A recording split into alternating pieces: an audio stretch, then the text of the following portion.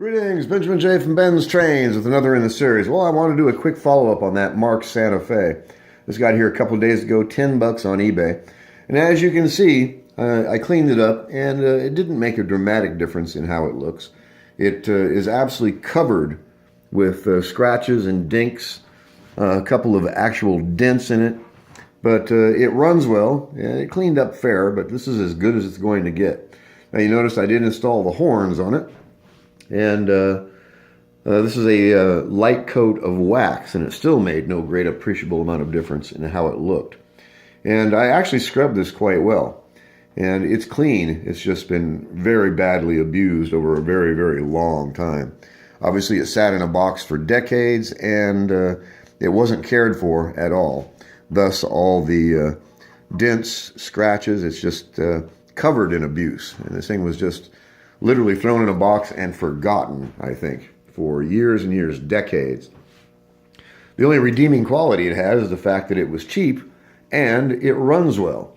You know, I spent several minutes cleaning this and it made almost no difference at all. It's just in fair condition at best as far as how it looks. It runs absolutely perfectly. There's no doubt about that. It was definitely worth the 10 bucks. Now, one thing I wanted to point out was the size of this thing. This is a large locomotive. Here's the Marx B&O in comparison to it. As you can see, this is a big locomotive, actually quite large. Really, really heavy as well. It has a huge steel weight mounted on the rear of the motor to give it some real heft. And the thing is heavy, it really is. And although it's far from perfect, it was definitely worth the 10 bucks. Plus, I had the fun of experimenting with it and working on it. Now, I'm not a fan of diesels and rarely buy them, but this one was cheap. I'd never worked on one before. I really wanted to tear one of these things apart and see what made it tick. And it runs well. It's acceptable looking. I had the fun of fixing it, installed the headlight, of course. Notice I have installed two of the air horns on it. So anyway, just a quick follow-up on this. It's far from perfect, but it was inexpensive and it runs just absolutely superbly. So let's take this around. Notice it runs forward and reverse with no hesitation. I added a couple of cars to the consist.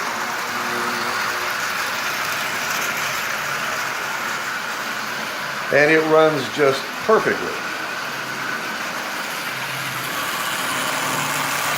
So I'm quite pleased with it. I was hoping it was going to clean up more than it did, but like I said, this thing had been badly abused for years and years and years. Thrown in a box and simply forgotten, and rather badly abused. Thus, all of the dinks, the scratches. There's a couple of pronounced dents in it. One here, one there. But overall, it was definitely worth the $10. Plus, I had the fun of bringing this thing back to life. Added the headlight to it and had the fun of working on it, tearing it apart. And it runs really well, so I'm really pleased with it.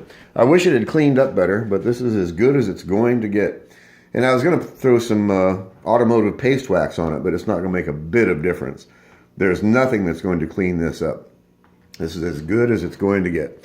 Still, it was definitely worth the 10 bucks, and I had the fun of bringing it back to life. So a big, large, heavy-duty locomotive. Like I said, there's a large steel weight mounted on that motor. It gives it some real heft, which gives it pulling power. That's the neat thing about it. So I added some cars to the consist. It's running well. It looks fair. I don't think anyone would object to owning it. I was just hoping I could clean it up a bit better than it came out. But this is as it is. It's as good as it's going to get. And for 10 bucks, you really can't beat it. So it runs nice, it's acceptable looking, it was really, really inexpensive, and it was a lot of fun to fix. So anyway, the Marx Santa Fe. This is one large diesel locomotive. So I just wanted to do a quick follow-up video on it. Got it pulling 16 cars. And like I said, it runs forward and reverse with no problem at all. No hesitation. Lots of power, lots of pulling power. Good constant speed all the way around the rail. Again, that's 50% power right there. So it's smooth, It runs well. It's acceptable looking. Best of all, of course, the fact that it was really, really cheap. So as I always stress, I gotta say it, don't overlook the junk. $10 on eBay, and about a half hour of my time, it was up and running. I added the headlight, did some maintenance on it, straightened out the cabin slot coupler on the back, which was just literally crushed.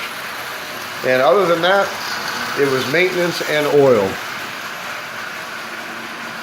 which just goes to show how well Marx made these locomotives. And this thing sat in a box abandoned for years and years and years, no care at all. But as you see, it runs good, it looks nice, fun to fix, and it was cheap. Great combination. So just a follow-up video. I'll be running this thing in the next few weeks probably, and I actually have 2 more of these coming. Now, like I said, I'm not a fan of diesels. When I run across them, if I can get them cheap, I buy them. And in this case, I'd never worked on the Santa Fe, and I remember these when I was a kid. My Aunt Debbie had one of these when I was probably 5 or 6 years old. It always fascinated me. Anyway, when I ran across this one for $10, I couldn't resist it. Far from perfect, but it's up and running. And of course, I had the satisfaction of bringing this thing back to life. It was dead as a proverbial hammer when I took it out of the box. Abused and forgotten for decades, it sat in a box with no care at all. Thus, the scratches and dinks and dents in it. And a few minutes work, and it's up and running. So just want to do a quick follow-up video. It's one of the largest locomotives I have. It's big, it's heavy. Nice thing about it, of course, is that it pulls well and it runs. Best of all, it was really, really cheap. $10, and I had the fun of fixing it. So just want to do a follow-up video on this. As always, if you have any questions, feel free to drop me an email, BENZTRAINZ@gmail.com. And as always, thank you for watching.